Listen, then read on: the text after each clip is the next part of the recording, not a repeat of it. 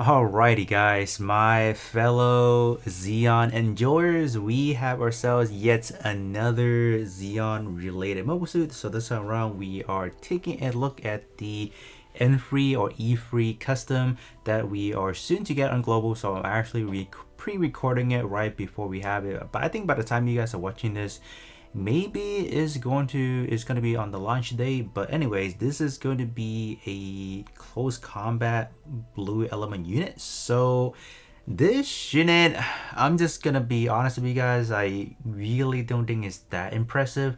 This unit is definitely dedicated towards arena specifically, where a lot of the shenanigans that we are going to be looking at, it's going to be arena oriented. So I don't think I'm going to dive too deep into like reviewing this unit. I think that's probably more of like when I do the full like, oh, should you guys summon, and then we'll kind of dive deep a little bit more. But essentially this unit, you cannot pop EXQ after the first time you pop it, so it's kind of interesting. So building around this unit could be a little bit tough, especially the module aspect of things, because most of the module actually does require you to pop 2 EXQ 2 times to actually gain the full buffs. But the fact that you can only pop 1 time is actually going to be bad because you're not gaining the other portion of things. So it is actually just bad in general.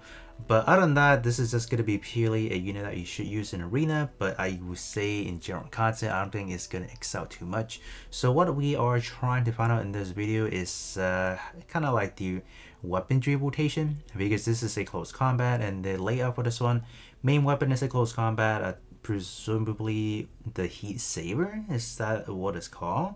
So main and additional are going to be close combat or just the melee things right there, and their weapon is going to be the missiles from the legs, so the 6-2 missiles. I would say that's the translation of things.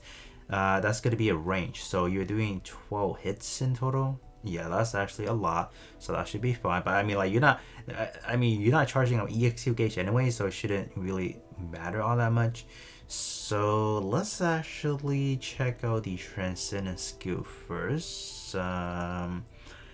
Yes, the basic. We have increased accuracy, physical or the projectile damage up by 36%, and then the EX skill gauge recover by restored by 50%. So the basic, the standard stuff. Other than that, in terms of the pilot Nimbus, he is pretty basics as well. So everything is time gated, 30 seconds right there.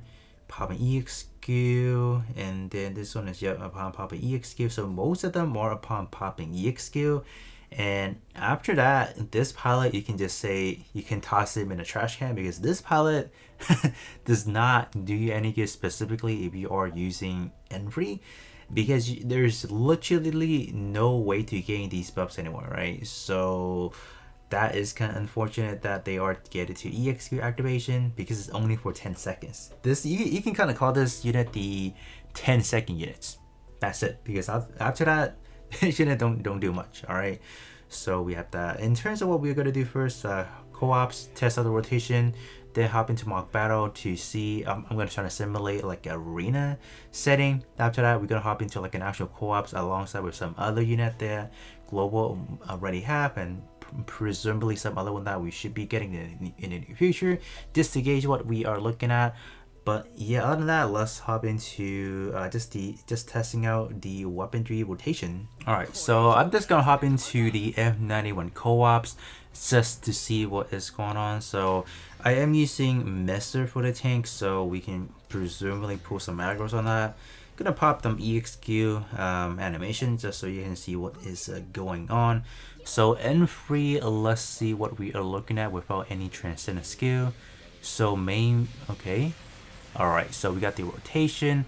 It looks like it is gonna go to the 1-2-3 rotation, it seems like it, right? Yep, 1-2-3 rotation. Alright, that's, I mean, sure, why not? But the thing is, I'm not really seeing, like, as far as the damage board, I'm not really seeing like the additional weapon. So I gotta make sure I'm seeing this correctly. Huh, that's interesting. Alright, there we go. We got the EXQ activation. We got the exam system. Okay, that looks pretty nice. a little bit laggy on my screen, but you guys can see after that we're not popping EXQ at all. Alright, so right now we should be getting a considerable amount of damage just ramping in, but I think shortly after we will see just a drastic drop because first of all we're not getting debuffs anymore, and secondly we're just being carried by the module sub, so that's simply it. Right, yeah, you guys can see the EXQ gauge does not charge anymore, so pretty unfortunate. But if we do take a look at just the grand scheme of the damage overall, you guys can definitely see that the main weapon is by far the one that's dealing the most damage, while the additional is kind of doing alright, you can kind of say, and then the adult weapon is not really going to be doing anything. But yeah, that's pretty much the cycle. You do 1 2 3 1 2 3, just gonna be a straightforward just going down the list. So we got that down, so let's hop into some mock battle. This is kind of what we are looking at. So I know in terms of my lineup we are using some goaded unit like gang is gonna be a really powerful unit just to use this because we can have the enemy just focus on a tank. So the other 4 unit that is on the team, they're pretty much free to do whatever they want, so that's actually pretty nice, I feel like. So we can just do this. You put Xeon right there. We can probably put Efreet right there without any problem, just because of the fact that there's no green on the enemy lineup, and then there's no one's going to be really focusing on that unit, so we're just free to do whatever we want. So let's do this at 1 time speed. We got Efreet right there and then, so let's just kind of see how things are gonna go. Oh brother, we are popping EXQ on our end already. We'll definitely take that. I don't know who's gonna be receiving it on the enemy's team, but okay. But oh no, oh brother. Let's see, I'm just gonna skip that actually. Skip that again. So far we haven't seen, you know, the Efreet do anything. Just haven't. Yeah, we got Xeon obviously just doing a lot. Okay. Yeah. I don't know. Alright. Just see, can we at least pop an EXQ on our end? Like, I'm just trying to have Efreet just pop an EXQ, please. Okay. Come on. Alright, I think we're just gonna finish things off with this actually, with the AoE EXQ. I think that's a wrap. Yeah, that is a wrap actually. Yep, we didn't even do anything. We just didn't. I guess we can check out the battle report because like I honestly don't think Efreet did anything at all, like literally. Didn't really do too many changes in terms of the tank for the enemy. We swap in Messer for Zaku 1 with the bacon. On our end, we swap out for Gundam Thunderbolt, and then we actually added in a Zeta just to get a spicing up just a smidge. Other than that, I am going to go with this formation just to see what we can actually do, I guess, in a way. Let's do that, and then we can put the camera on Efreet. Hopefully we can at least pop an EXQ. That would be great actually, if we can do that. Okay, I mean, we ain't really doing much. Okay, got stunned unfortunately. But please, going for an attack, pop an EXQ, that's good, but that was more like a last minute attack.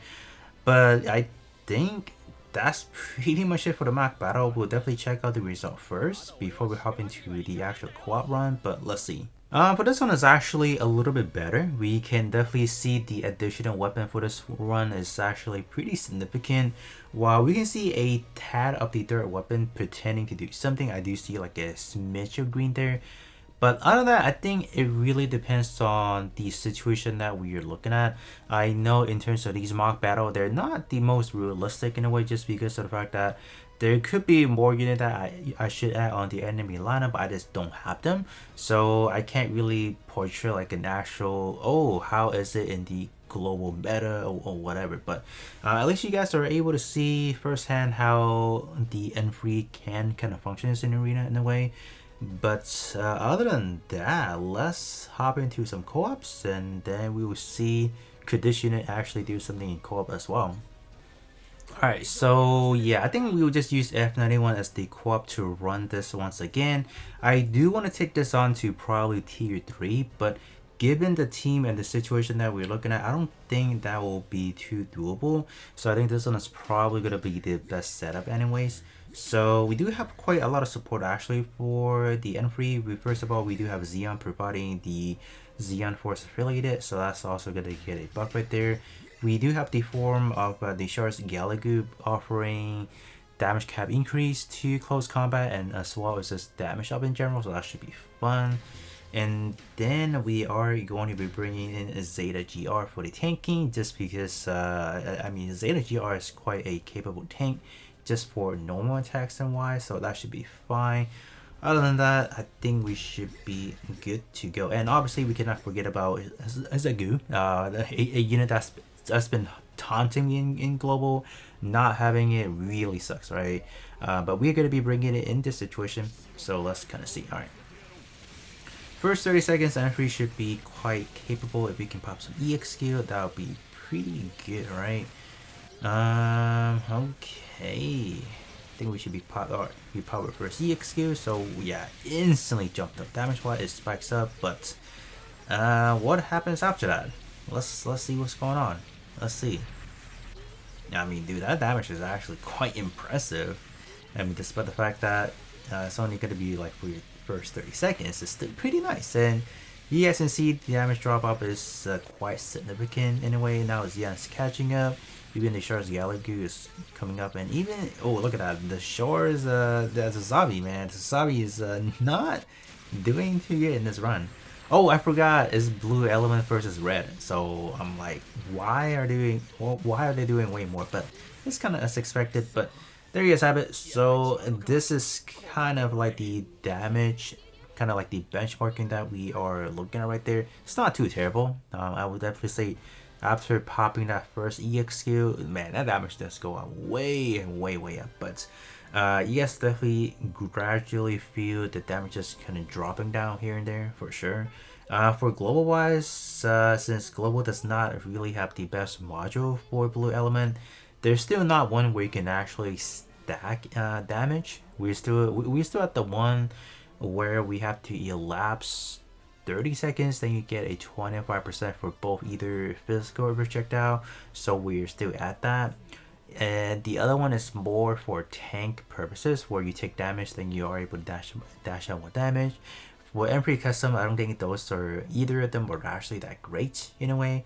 But there you guys have it. You guys can see that it's not too terrible, I guess, in a way. Even if you are comparing the other ones, like Xeon is definitely going to be way higher damage. We have everything T5 and probably Sasabi as well, I would feel like. And I would definitely say in terms of Efreet Custom, in a different situation where it's not ground specific, yeah, we are gonna have a lot of issue. But there you guys have it, and this is just more of like a initial showcase of what Efreet Custom can do. But other than that, that's gonna be it for me, and I'll be catching you guys all on the next one.